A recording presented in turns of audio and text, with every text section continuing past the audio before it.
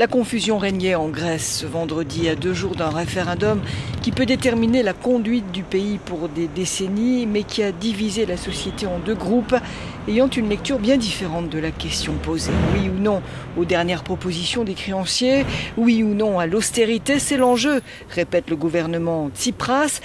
Et son ministre de la Culture, Nikos Xydakis, ici l'a redit à notre correspondant à Athènes.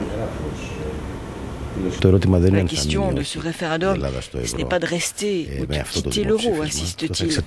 Si cela devait arriver, cela dépend d'une multitude de facteurs, à moyen et long terme, et ce n'est pas un problème qui peut être résolu par la Grèce toute seule.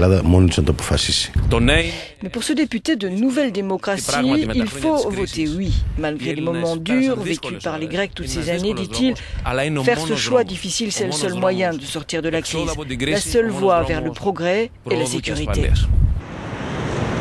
Sortie de l'euro garantie en cas de victoire du non pour l'opposition grecque et les créanciers européens, pouvoir de négociation renforcé pour Alexis Tsipras. Lundi, de toute façon, rien ne sera plus comme avant pour cette analyse. Rien ne sera pareil après le référendum, dit-elle, même si le gouvernement en sort indemne et que M. Tsipras obtient le non qu'il désire, beaucoup de choses dans le pays vont changer de façon spectaculaire.